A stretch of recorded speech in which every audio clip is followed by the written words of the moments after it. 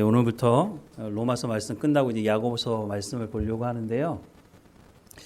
여러분들 야고보서 말씀 생각해 보면 어떤 생각을 먼저 가지고 계시는지 모르겠어요. 아마 대부분이 야고보서 하면 야고보서는 행함을 강조하는 서신이다 이렇게 알고 계시지 않은가요? 아니면 다른 부분을 좀 알고 계시는 부분이 있으시면 손을 드시면 말씀을 할 기회를 드리겠습니다. 아무도 안 계시네요. 모두가 다 야고보서는 행함을 강조하는 서신이다 이렇게 알고 계시는 거잖아요. 여러분들이 왜 그렇게 알고 계실까요? 가르치는 사람이 그렇게 가르쳤으니까, 그리고 그렇게 말을 듣고 그 관점으로 야고보서를 보니까 정말 행함을 강조하는 서신 같네 이런 생각을 하게 되는 게 아닐까 하는 생각을 합니다. 그래서 야고보서를 보면 이런 생각을 해요. 야고보서 2장 17절에 보면 같이 읽어볼까요? 이와 같이 행함이 없는 믿음은 그 자체가 죽은 것이라. 아마 야고보서에서 가장 많이 봤던 말씀 중에 하나가 이 말씀일 거예요. 이와 같이 행함이 없는 믿음은 그 자체가 죽은 것이다. 그러다 보니까 야고보서는 행함을 강조하는 서신이 많네 이런 생각을 하게 되는 거죠. 왜냐하면 행함이 없는 믿음은 그 자체가 죽은 것이라고 말하고 있으니까. 또 한 말씀이 있는데 2장 26절 같이 읽어보겠습니다. 영혼 없는 몸이 죽은 것 같이 행함이 없는 믿음은 죽은 것이다. 자, 여기서 보면 이 말씀만 보자면 2장 17절과 2장 26절을 보면 어떤 말씀이 강조된 것으로 보여져요? 행함이 없는 믿음은 그 자체가 죽은 것이고 영혼 없는 몸이 죽은 것 같이 행함이 없는 믿음은 죽은 것이다 라고 하니까 행함을 강조하는 서신이 맞다라고 생각을 하게 되잖아요. 그런데 야고보서가 총 5장으로 되어 있는데요. 야고보서 이 5장으로 된 말씀이 전부 다 이 말씀, 행함을 강조하는 말씀이면 그 말이 맞죠. 그런데 이 말씀 말고도요, 야고보서에서는 하는 말씀이 많아요. 그런데 왜 이렇게 생각하게 됐느냐 하면 가장 중요한 원인이 마틴 루터한테 있어요. 마틴 루터가 종교개혁을 할 그 당시를 여러분 생각해 보세요. 중세 가톨릭은요, 선을 행함으로 구원받는다고 강조했단 말이에요. 그걸 강조하면서 면죄부를 팔았단 말이죠. 그러니까 면죄부를 돈 주고 사면 구원받을 수 있다고 말을 했어요. 왜냐하면 거대한 성당을 짓는데 돈이 필요하잖아요. 그 돈을 충당하기 위해서 면죄부를 판 거예요. 그런데 면죄부를 그냥 팔면 사람들이 사지 않으니까 뭐라고 말을 하냐면 이 면죄부를 사는 사람은 구원받을 수 있다는 거죠. 어떤 죄를 지었어도 전쟁에 나가서 죽어도 이 면죄부만 있으면 다 구원받는다라고 하니까 그거를 중세 카톨릭이 주장하기 시작하니까 그 당시에 어떨 때는요, 왕보다 권력이 교황이 더 셌어요. 그래서 왕을 임명받기 위해서 교황을 찾아가기도 했거든요. 그런 시대이다 보니까 교황으로부터 시작해서 주교나 이런 사람들이 신부들이 선을 행함으로 구원받을 수 있다라고 하는 것을 강조하다 보니까 사람들이 그게 맞다고 생각을 한 거죠. 그런데 그게 아니라고 말할 수가 없는 것이 당시에는 인쇄술이라는 것이 없었기 때문에 성경을 읽을 수가 없는 거예요. 그리고 교회에 가면 성경을 가르쳐줘야 되는데 성경 말씀을 가르치질 않아요. 그리고 자기가 알아들을 수 있는 언어로 얘기하는 게 아니고 고대 라틴어를 얘기한단 말이죠. 설교라고 할 것도 없는데 그것조차도 자기가 영어를 쓰는 사람이면 영어로 말을 해주면 알아들을 텐데 라틴어로 말하니 알아들을 수가 없죠. 그러니까 성경도 모르고 그냥 종교 지도자들이 선을 행함으로 구원받아 이렇게 얘기하니까, 그리고 이런 선을 행함으로 구원받는다는 것은 거의 세상의 모든 종교에서 얘기하는 거예요. 그러다 보니까 사람들 안에 기본적으로 생각하는 게 선을 행해야 구원받을 수 있지, 사람이 악을 행해서 어떻게 구원받아, 그런 생각을 가지고 있는 사람들에게 선을 행하면 구원받는다. 그런데 면죄부를 사면 구원받을 수 있다라고 하니까 사람들이 돈 주고 면죄부를 사고 그 돈으로 그 유명한 베드로 성당이나 이런 성당들을 짓게 된 거죠. 그때 종교개혁을 하는 마틴 루터가 보니까 성경에 선을 행함으로 구원받을 수 있다고 말하지 않아. 예수 그리스도를 믿음으로 말미암아 구원받는다고 말하고 있잖아 라고 하면서 종교개혁을 하게 됐죠. 그러면서 선을 행함으로 구원받는다고 말하는 중세 카톨릭과 성경에서 말하는 예수 그리스도를 믿음으로 말미암아 구원받는다고 말하는 것이 충돌이 일어나는 것처럼 보여지는 거죠. 왜냐하면 종교개혁을 한 사람은 마틴 루터고 마틴 루터는 믿음으로 구원받는다고 말을 하니까. 그러다 보니까 이게 좀 극단적으로 가서 그런 것인지 마틴 루터가 야고보서를 보면서 야고보에 행함이 나오네. 그런데 행함을 말하면 그 당시 사람들이 뭐라고 알아들어요?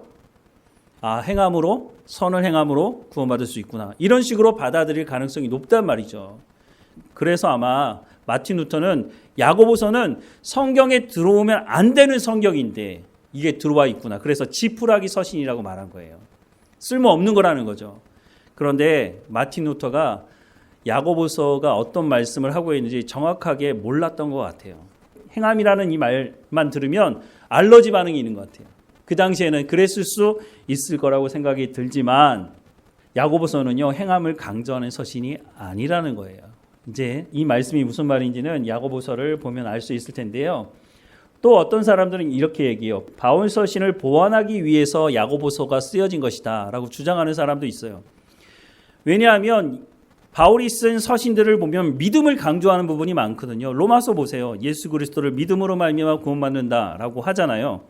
사실 우리가 로마서 알아가기를 통해서 그 말씀도 이미 살펴봤지만 그 말씀이 마틴 루터가 보기에는 그 해석을 할 때 두 가지 해석이 가능한데 주격으로 해석이 가능하고 목적격으로 해석이 가능한 본문이라는 거예요. 그래서 마틴 루터는 예수 그리스도를 믿음으로 말미암아 우리가 의롭다 칭함을 받고 구원을 받는 것, 그 관점으로 로마서 말씀을 해석을 한 거예요. 그래서 예수 그리스도를 믿음으로 말미암아라고 야고보서 3장에 보면 그렇게 해석을 했는데 그 본문의 말씀을 성경학자들이 연구하면서 예수 그리스도를 믿음으로가 아니라 예수 그리스도의 그 신실함, 그 신실함이 어디에서 나타났어요? 예수 그리스도의 십자가 사건을 통해서 예수님이 하나님의 언약의 말씀을 온전히 믿는 그 신실함이 십자가에서 죽으심으로 나타났잖아요. 그런데 마틴 루터가 예수 그리스도를 믿음으로 말미암아 구원받는다고 번역을 하고 그렇게 강조했기 때문에 그 영향 때문에 사실 이게 쉽게 바뀌는 것은 어려워요. 그래서 이 성경학자들이 이 해석이 맞냐, 이 해석이 맞냐, 지금도 막 이렇게 싸우고 있는데 어쨌든 이 두 가지가 다 해석이 가능하다고 하는 부분에 대해서 말씀을 드린 적이 있는데 그런 관점에서 본다면 바울은 믿음을 강조하다 보니까 아니 믿음만 강조하면 뭐하냐, 우리가 행함이 있어야 되는 건 아니냐? 라고 해서 야고보가 행함을 강조하는 서신을 쓴 것은 아니야, 이렇게 주장하는 사람이 있단 말이죠. 그런데 여기 이제 문제가 있는데요. 왜냐하면 야고보가 이 서신을 쓸 때 그 상황이 바울이 이미 서신을 다 쓰고 난 다음에 사람들이 바울이 믿음을 강조하네 라고 알고 있은 다음에 쓰여진 서신이면 모르겠는데 그런 서신이 아니라는 거예요. 그래서 바울은 바울 나름대로, 또 우리가 나중에 보겠지만 바울이 믿음을 강조했다고 해가지고요, 그냥 믿습니다 이런 믿음을 강조한 게 아니에요. 바울이 말한 그 믿음은 행함과 함께 있어야 그게 진정한 믿음이라고 말을 하는데 우리가 믿는다 하고 행함이 없는 것을 자꾸 비교하다 보니까 이제 여기 문제가 생기는데 어쨌든 이 부분도 나중에 보도록 하겠습니다. 그러면 도대체 야고보서 1장부터 5장까지 하는 말씀의 주제는 도대체 뭐냐는 거예요. 아까 여러분들이 생각하셨던 것처럼 행함이냐, 아니면 야고보서 전체를 통해서 말씀을 해주시는 것이 행함이 아니면 그러면 도대체 뭐냐?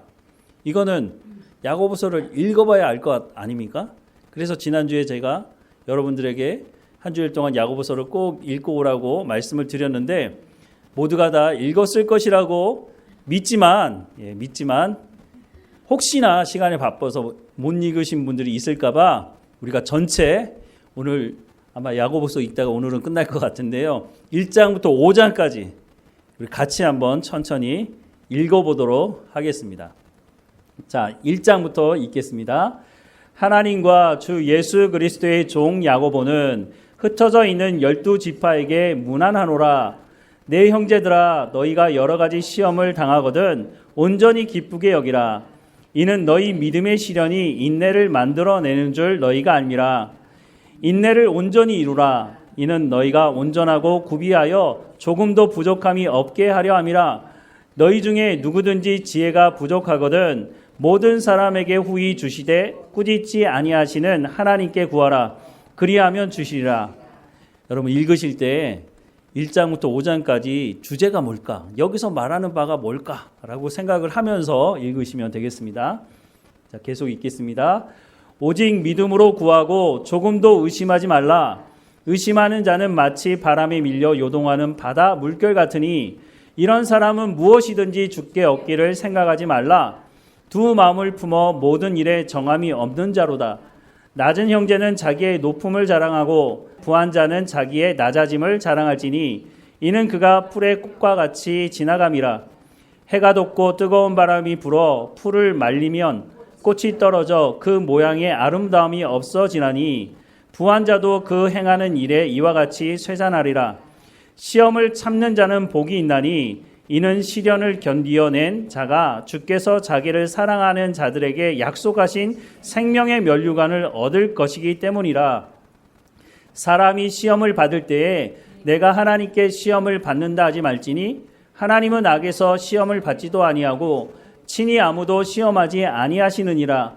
오직 각 사람이 시험을 받는 것은 자기의 욕심에 끌려 미혹됨이니 욕심이 잉태한즉 죄를 낳고 죄가 장성한즉 사망을 낳느니라. 내 사랑하는 형제들아 속지 말라. 온갖 좋은 은사와 온전한 선물이 다 위로부터 빛들의 아버지께로부터 내려오나니 그는 변함도 없으시고 회전하는 그림자도 없으시니라. 그가 그 피조물 중에 우리로 한 천 열매가 되게 하시려고 자기의 뜻을 따라 진리의 말씀으로 우리를 낳으셨느니라. 내 사랑하는 형제들아 너희가 알지니 사람마다 듣기는 속히 하고 말하기는 더디하며 성내기도 더디하라. 사람이 성내는 것이 하나님의 의를 이루지 못함이라. 그러므로 모든 더러운 것과 넘치는 악을 내버리고 너희 영혼을 능히 구원할 바 마음에 심어진 말씀을 온유함으로 받으라. 너희는 말씀을 행하는 자가 되고 듣기만 하여 자기를 속이는 자가 되지 말라. 누구든지 말씀을 듣고 행하지 아니하면 그는 거울로 자기의 생긴 얼굴을 보는 사람과 같아서 제 자신을 보고 가서 그 모습이 어떠했는지를 곧 잊어버리거니와 자유롭게 하는 온전한 율법을 들여다보고 있는 자는 듣고 잊어버리는 자가 아니요 실천하는 자니 이 사람은 그 행하는 일에 복을 받으리라. 누구든지 스스로 경건하다 생각하며 자기 혀를 제갈 물리지 아니하고 자기 마음을 속이면 이 사람의 경건은 헛것이라. 하나님 아버지 앞에서 정결하고 더러움이 없는 경건은 곧 고아와 과부를 그 환난 중에 돌보고 또 자기를 지켜 새 속에 물들지 아니하는 그것이니라. 2장. 내 형제들아 영광의 주 곧 우리 주 예수 그리스도에 대한 믿음을 너희가 가졌으니 사람을 차별하여 대하지 말라.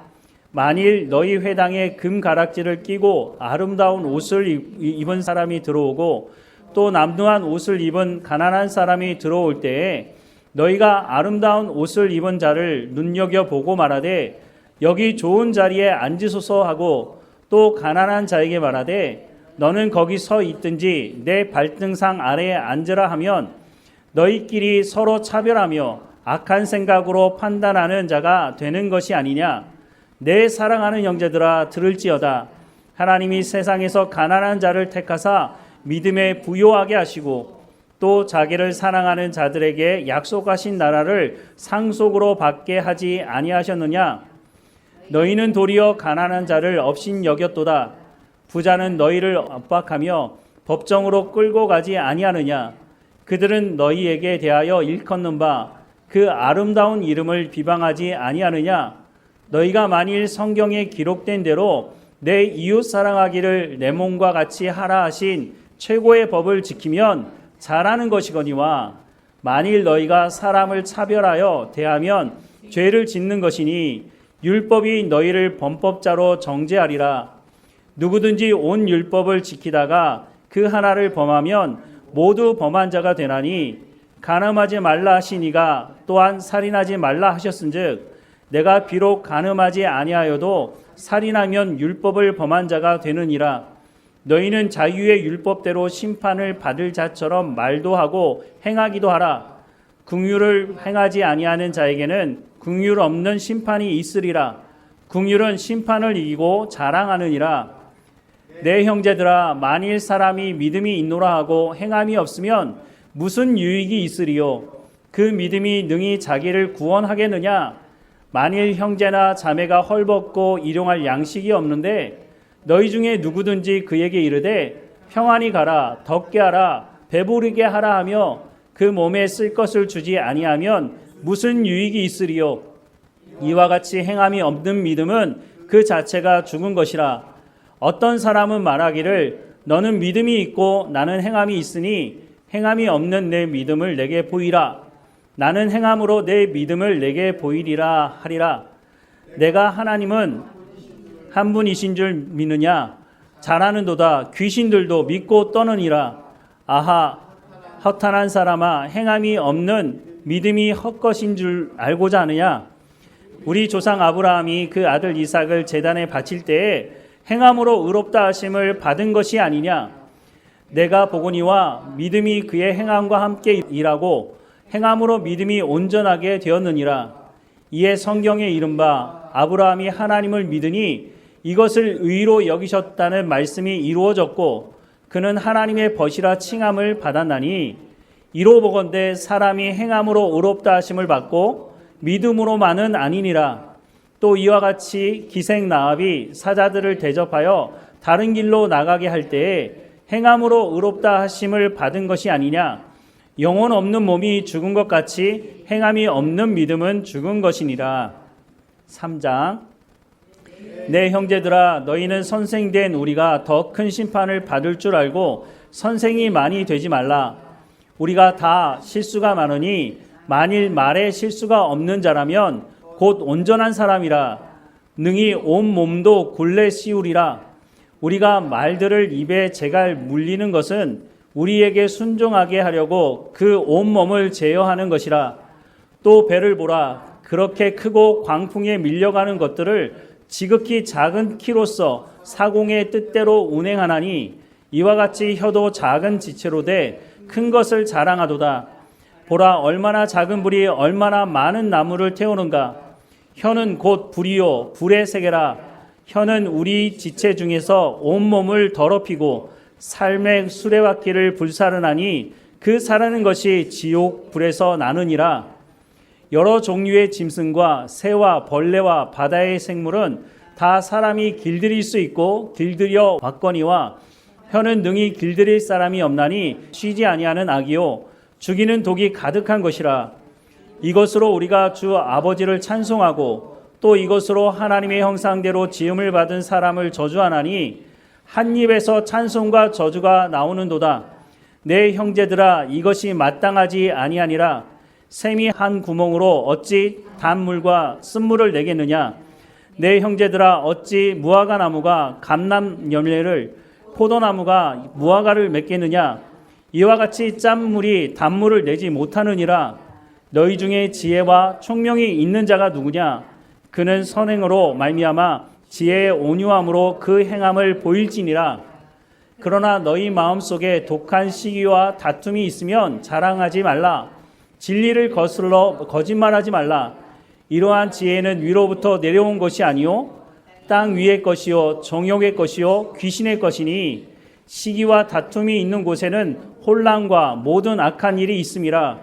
오직 위로부터 난 지혜는 첫째 성결하고 다음에 화평하고 관용하고 양순하며 긍휼과 선한 열매가 가득하고 편견과 거짓이 없나니, 화평하게 하는 자들은 화평으로 심어 의의 열매를 거두느니라.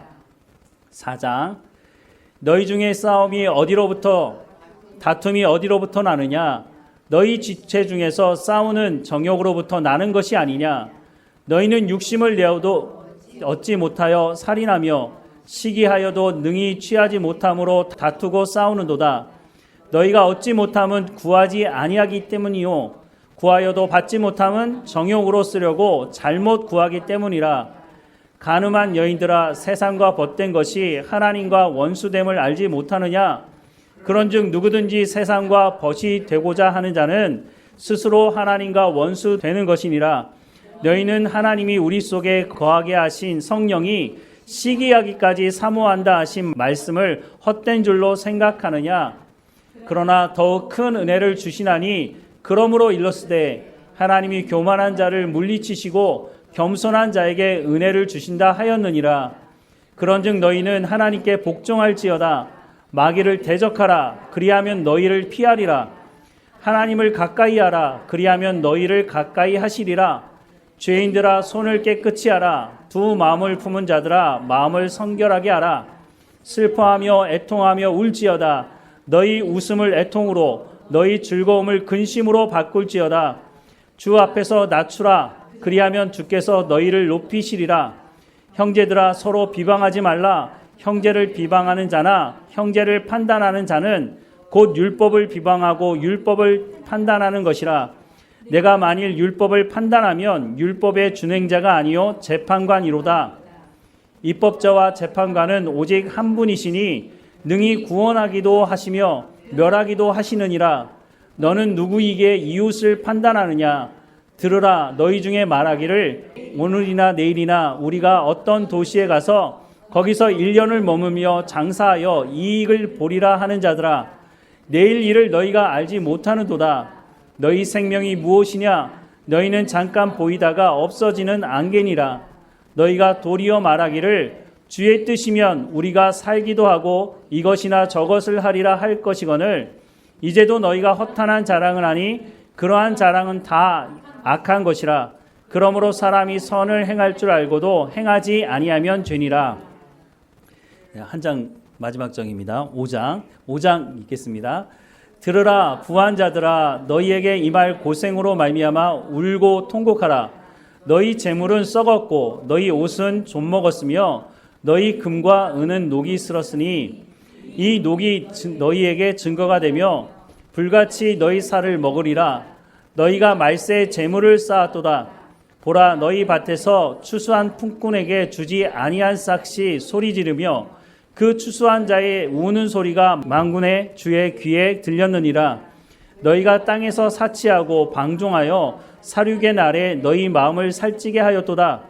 너희는 의인을 정죄하고 죽였으나 그는 너희에게 대항하지 아니하였느니라. 그러므로 형제들아 주께서 강림하시기까지 길이 참으라. 보라 농부가 땅에서 나는 귀한 열매를 바라고 길이 참아 이른 비와 늦은 비를 기다리나니 너희도 길이 참고 마음을 굳건하게 하라. 주의 강림이 가까우니라. 형제들아 서로 원망하지 말라. 그리하여야 심판을 면하리라. 보라 심판주가 문 밖에 서 계시느니라. 형제들아 주의 이름으로 말한 선지자들을 고난과 오래 참음의 본으로 삼으라. 보라 인내하는 자를 우리가 복되다 하나니 너희가 욥의 인내를 들었고 주께서 주신 결말을 보았거니와 주는 가장 자비하시고 궁일이 여기시는 이시니라. 내 형제들아 무엇보다 맹세하지 말지니 하늘로나 땅으로나 아무 다른 것으로도 맹세하지 말고 오직 너희가 그렇다고 생각하는 것은 그렇다 하고 아니라고 생각하는 것은 아니라 하여 정죄받음을 면하라. 너희 중에 고난당하는 자가 있느냐? 그는 기도할 것이요 즐거워하는 자가 있느냐? 그는 찬송할지니라. 너희 중에 병든 자가 있느냐? 그는 교회의 장로들을 청할 것이요 그들은 주의 이름으로 기름을 바르며 그를 위하여 기도할지니라. 믿음의 기도는 병든 자를 구원하리니 주께서 그를 일으키시리라.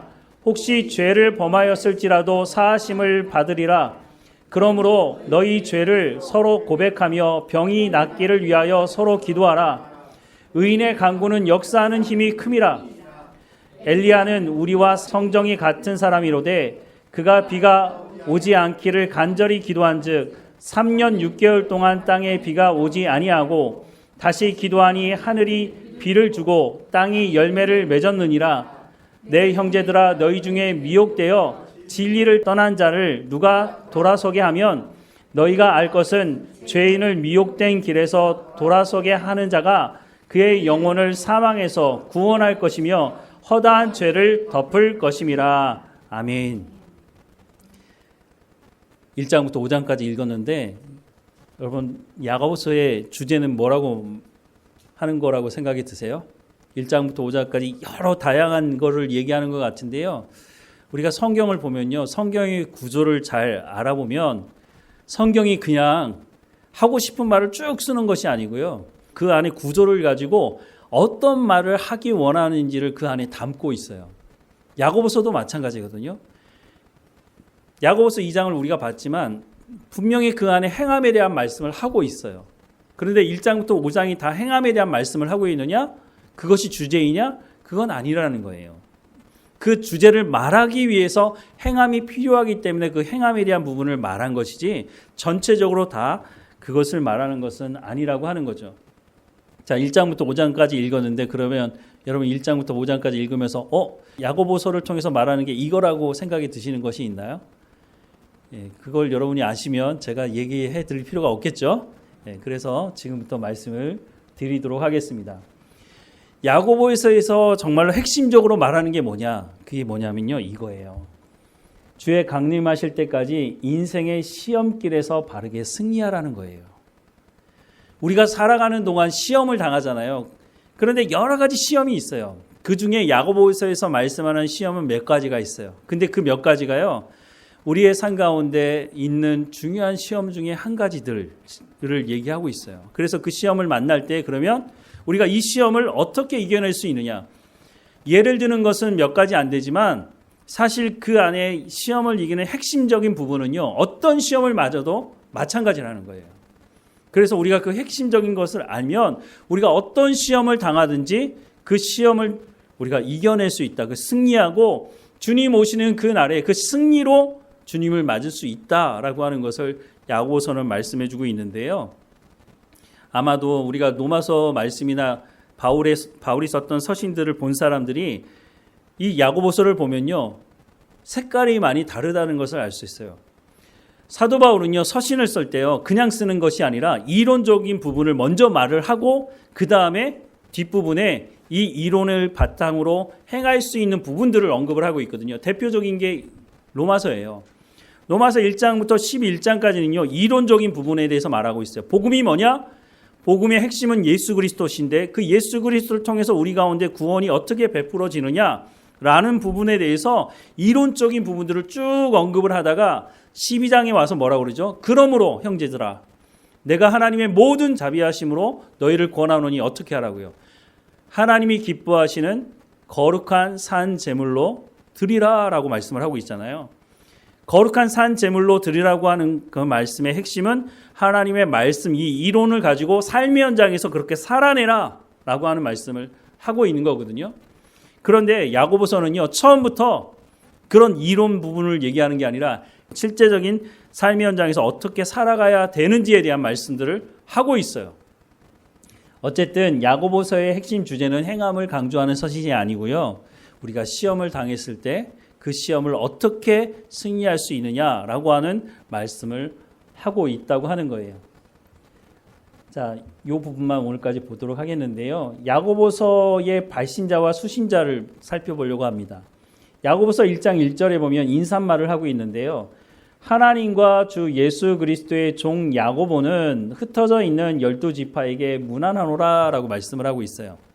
자, 그러면 발신자는 야고보고 수신자는 흩어져 있는 12지파라고 할 수 있죠. 자, 그러면 여기서 말하는 야고보는 누구를 의미할까요? 우리가 베드로도 알고 요한도 알고 뭐 쭉 아는데 예수님의 제자 중에 야고보가 있어요. 그렇죠? 요한의 형 야고보, 세베대의 아들 야고보와 요한. 근데 여기서 말하는 야고보서의 발신자가 그러면 예수님의 제자 야고보인가요? 예수님의 제자 야고보는요, 가장 먼저 순교했던 사람이잖아요. 헤롯에 의해서 가장 먼저 순교당했던 사람. 그러니까 오순절 날에 성령이 임하고 나서 그렇게 오래되지 않아서 순교당했으니까 여기서 말하는 야고보는 예수님의 제자 야고보는 아닌 거예요. 그러면 여기서 말하는 야고보는 누굴까? 이 야고보라는 이름이요, 그 당시에는요, 너무 흔하게 썼던 이름 중에 하나예요. 이 야고보가 구약에서는 누구냐? 야곱이에요, 야곱. 신약에 와서 이제 야고보라고 이제 발음을 해서 쓰는데요. 그러니까 이스라엘이라는 나라의 이름이 누구의 이름이에요? 야곱의 이름이잖아요. 그러니까 이스라엘 사람들이 가장 선호하는 이름 중에 하나가 야고보예요. 그러니까 여기서 보는 그냥 야고보라고 하면 도대체 이 사람이 누구냐. 이스라엘 사람들이 너무 흔하게 쓰는 이름 중에 한 이름이니까. 그런데 성경학자들이 뭐라고 얘기하느냐. 여기서 말하는 야고보는 예수님의 동생 야고보를 의미한다라고 얘기해요. 사도행전 15장 13절에 보면은요. 말을 마침에 여기서 말을 마쳤다고 하는 건요. 그 앞에 1차 전도 여행을 마친 바나바와 바울이 예루살렘에 와서 뭘 얘기했냐면 우리가 이방인 선교하다 보니까 이 할례가 문제가 된다. 이 할례 문제를 좀 해결해야 된다라고 하는 것을 얘기를 한 거거든요. 그 말을 마침에 야고보가 대답하여 이르되 형제들아 내 말을 들으라 하면서 야고보가 하는 얘기가 쭉 나와요. 여기서 말하는 야고보가 바로 예수님의 동생 야고보예요. 처음에는요. 예수님의 동생뿐만 아니라 예수님을 낳았던 마리아조차도요. 처음에 예수님이 미친 줄 알았어요. 예수님이 막 돌아다니시면서 말씀을 전하며 귀신 들린 자 쫓아내고 이런 소문을 들었어요. 그러니까 사람들이 그 소문을 좀 좋게 전해주면 얼마나 좋아요? 야, 예수가 미친 것 같더라. 막 이런 소문이 돌기 시작하니까 지금이야 전화해서 확인하고 뭐 영상 통화 통해서 확인하면 되는데 그때 그런 게 어디 있어요? 전화도 없는데. 그래서 형제들과 예수님의 어머니가 직접 예수님을 찾아갔어요. 그래서 예수가 미친 줄 알고 그런 내용이 성경에 나오는데요. 처음에는 예수님을 낳았던 마리아도 예수님의 형제들도 예수님을 믿지 않았어요. 그런데 이 사람들이 성령 체험을 하고 나서부터 완전히 변화된 것으로 보여져요. 그리고 나서 예수님의 동생 야고보뿐만 아니라 예수님의 형제들이요 예루살렘 교회에서 중요한 역할을 했던 것으로 보여져요. 우리는 지금으로 얘기하자면 예루살렘 교회의 담임 목사가 누구였을까? 그러면 많은 사람들이 베드로라고 생각하지만 그렇지 않아요. 베드로보다요. 왜 그런지 모르겠지만 물론 잘못된 생각을 가지고 있으면 야 이거 뭐 다 집안에서 말아먹네 이렇게 생각할지 모르지만 그런 개념은 아니고요. 예수님의 동생이었던 야고보가 회심한 거예요. 그리고 나서 이 야고보가 뭐라고 얘기하고 있어요? 예수님을 하나님과 같이 얘기하고 있어요. 예수님이 자신을 누구라고 얘기한 것 때문에 십자가에 못 박으라고 사람들이 얘기했어요? 하나님의 아들이라고. 하나님을 모독했다고 해서 예수님을 십자가에 못 박으라고 하지 않았어요? 그런데 뭐라고 얘기하고 있어요? 하나님과 예수님을 같은 격에 놓고 이야기하고 있어요. 누가요? 예수님의 동생이었던 야고보가.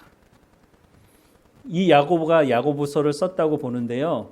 그러면 흩어져 사는 12지파는 누구냐는 거예요. 이 흩어져 사는 12지파가 그러면 이스라엘 백성들이 흩어져 살았잖아요. 디아스포라라고 하는데 여러 지역에 흩어져 살고 있는 그 유대인들에게 이 편지를 쓰는 것이냐?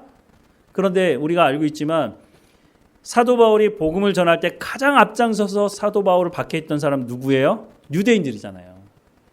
여기서 말하는 흩어져 있는 12지파는 유대인들을 얘기하는 게 아니고요. 그리스도를 영접한 새로운 인류. 로마서 9장 이후에 말하고 있는 새 이스라엘. 예수 믿는 사람들, 그 사람들을 말하는 것으로 보여집니다. 바로 야고보가 예수님의 동생이었던 야고보가 예수님이 바로 하나님이시다라고 하는 것을 말하면서 흩어져 있는 예수 믿는 사람들에게 편지를 쓴다라고 하면서 야고보서를 시작하고 있다고 하는 것입니다. 조금 전에 말씀을 드린 것처럼 야고보서의 전체 주제는 시험에 관련된 거예요. 그래서 여러분 집에 가셔서 다시 한번 야고보서를 읽어보면서 시험의 관점으로 시험 들었을 때 근데 그 시험에 훈련도 있고 테스트도 있고 그 다음에 유혹도 거기 포함되어져 있거든요. 우리는 이제 똑같이 다 시험이라고 하는데 헬라어 원어나 영어는 다 이걸 구분해서 쓰고 있거든요. 그런데 어쨌든 우리 가운데 시험이 있을 때 그 시험을 통해서 하나님께서 우리를 성숙시키기 원하는 시험인데 그럴 때 우리가 어떻게 살아가야 하는지 다시 한번 그 관점으로 야고보서를 읽어보시기를 바랍니다. 읽으실 거죠? 기도하겠습니다. 하나님, 야고보서를 통해서 우리가 이 시대를 살아가는 동안 우리가 하나님 앞에서 시험 받을 때에 어떤 믿음을 가지고 어떻게 살아가야 하는지를 말씀하고 있는데, 그 말씀을 우리의 삶에 잘 적용할 수 있도록 야고보서의 말씀을 들을 때 그 말씀을 깨달아 알 수 있도록 성령께서 깨달음을 허락해 주시고 우리의 삶 가운데 열매 맺을 수 있도록 은혜를 허락해 주옵소서. 하나님께서 늘 우리와 함께 하시는 것 감사하고 말씀으로 인도하시니 감사하며 예수 그리스도 이름으로 기도드립니다. 아멘.